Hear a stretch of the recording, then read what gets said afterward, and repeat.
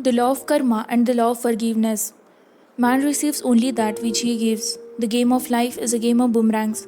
Man's thoughts, deeds, and words return to him sooner or later with astounding accuracy. This is the law of karma, which is Sanskrit for comeback. Whatsoever a man soweth, that shall he also reap.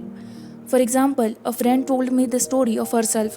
Illustrating the law, she said, I make all my karma on my aunt. Whatever I say to her, someone says to me. I am often irritable at home, and one day said to my aunt, who was talking to me during dinner, no more talk, I wish to eat in peace.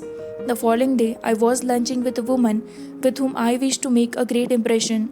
I was talking animatedly when she said, no more talk, I wish to eat in peace. My friend is high in consciousness, so her karma returns much more quickly than to one on the mental plane.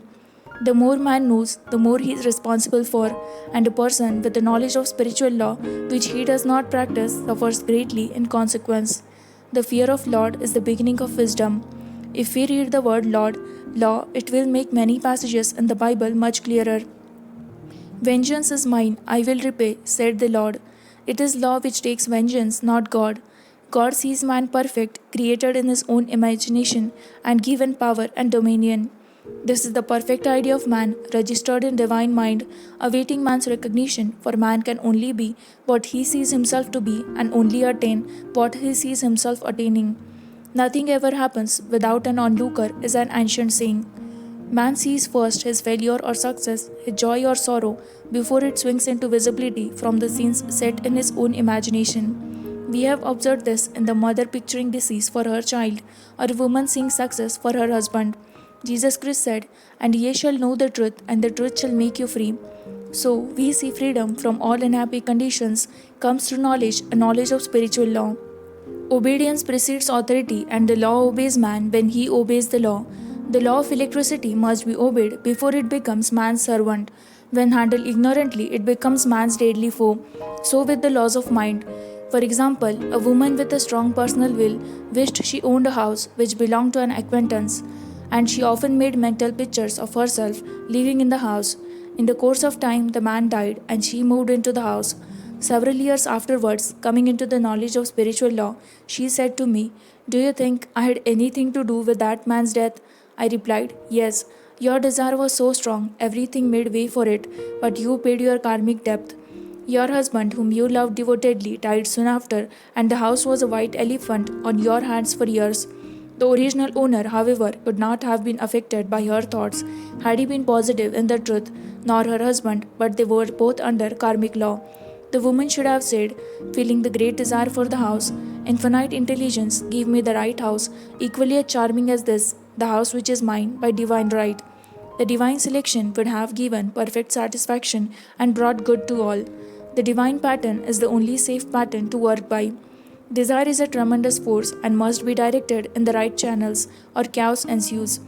In demonstrating, the most important step is the first step to ask aright. Man should always demand only that which is his by divine right. To go back to the illustration, had the woman taken this attitude, if this house I desire is mine, I cannot lose it. If it is not, give me its equivalent. The man might have decided to move out harmoniously had it been the divine selection for her, or another house would have been substituted. Anything forced into manifestation through personal will is always ill got and has ever bad success. Man is admonished, My will be done, not thine.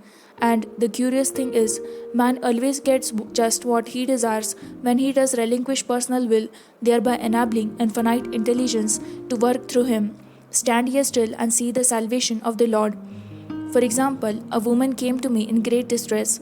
Her daughter had determined to take a very hazardous trip, and the mother was filled with fear. She said she had used every argument, had pointed out the dangers to be encountered, and forbidden her to go, but the daughter became more and more rebellious and determined. I said to the mother, You are forcing your personal will upon your daughter, which you have no right to do, and your fear of the trip is only attracting it, for man attracts what he fears. I added, Let go and take your mental hands off, put it into God's hands, and use this statement I put this situation in the hands of infinite love and wisdom. If this trip is the divine plan, I bless it and no longer resist, but if it is not divinely planned, I give thanks that it is now dissolved and dissipated. A day or two after that, her daughter said to her mother, I have given up the trip, and the situation returned to its native nothingness.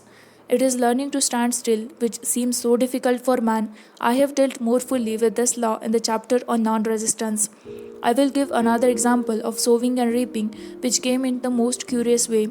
A woman came to me saying she had received a counterfeit $20 bill given to her at the bank. She was much disturbed, for, she said, the people at the bank will never acknowledge their mistake.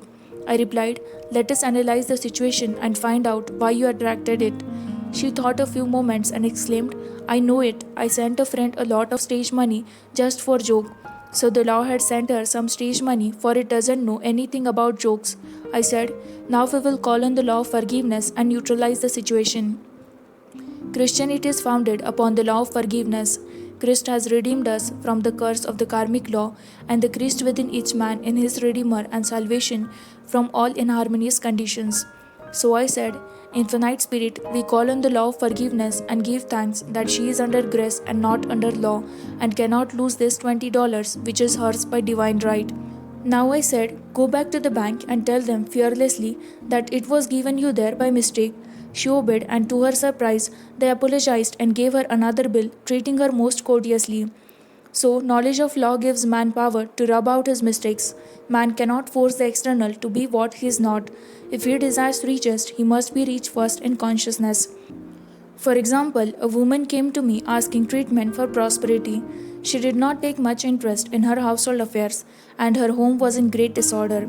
I said to her, if you wish to be rich, you must be orderly. All men with great wealth are orderly, and order is heaven's first law, I added. You will never become rich with a burnt match in the pincushion. She had a good sense of humor and commenced immediately putting her house in order. She rearranged furniture, straightened out bureau drawers, cleaned rugs, and soon made a big financial demonstration. A gift from a relative. The woman herself became made over and keeps herself keyed up financially by being ever watchful of the external and expecting prosperity, knowing God is her supply. Many people are in ignorance of the fact that gifts and things are investments, and that hoarding and saving invariably lead to loss. There is that scattered and yet increased. There is that withheld more than is meet, but it tended to poverty. For example, I knew a man who wanted to buy a fur lined overcoat. He and his wife went to various shops, but there was none he wanted. He said they were all too cheap looking. At last, he was shown one, the salesman said, was valued at $1,000, but which the manager would sell him for $500 as it was late in the season. His financial possessions amounted to about $700. The reasoning mind would have said, you can't afford to spend nearly all you have on a coat, but he was very intuitive and never reasoned. He turned to his wife and said, if I get this coat, I will make a ton of money. So his wife consented weakly. About a month later, he received a $10,000 commission. The coat made him feel so rich, it linked him with success and prosperity.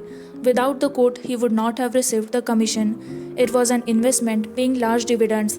If man ignores this, leading to spend or to give, the same amount of money will go in an uninteresting or unhappy way. For example, a woman told me on Thanksgiving Day she informed her family that they could not afford a Thanksgiving dinner. She had the money, but she decided to save it. A few days later, someone entered her room and took from the bureau drawer the exact amount the dinner would have cost. The law always stands back of the man who spends fearlessly with wisdom. For example, one of my students was shopping with her little nephew. The child clamored for a toy which she told him she could not afford to buy. She realized suddenly that she was seeking lack and not recognizing God as her supply. So she bought the toy and on her way home picked up in the street the exact amount of money she had paid for. Man's supply is inexhaustible and unfailing when fully trusted, but faith or trust must precede the demonstration. According to your faith, but it unto you. Faith is the substance of things hoped for, the evidence of the things not seen. For faith holds the vision steady, and the adverse pictures are dissolved and dissipated, and in the due season we shall reap if we faint not. Jesus Christ brought the good news, the gospel, that there was a higher law than the law of karma, and that the law transcends the law of karma. It is the law of grace or forgiveness. It is the law which frees man from the law of cause and effect, the law of consequence under grace and not under law. We are told that on this plane man reaps where he has not sown. The gifts of God are simply poured out upon him. All that the kingdom affords is his. This continued state of bliss awaits the man who has overcome the race or world thought. In the world thought there is tribulation, but Jesus Christ said, "Be of good cheer, I have overcome the world." The world thought is that of sin, sickness, and death. He saw their absolute unreality and said, "Sickness and sorrow shall pass away, and death itself, the last enemy, will be overcome." We know now, from a scientific standpoint, that death should be overcome by stamping the subconscious mind with the conviction of eternal youth and eternal life. The subconscious, being simply power without direction, carries out orders without questioning. Working under the direction of the superconscious, the Christ or God within man, the resurrection of the body would be accomplished. Man would no longer throw off his body in death. It would be transformed into the body electric, sung by Walt Whitman, for Christianity is founded upon the forgiveness of sin, sand, and empty tomb.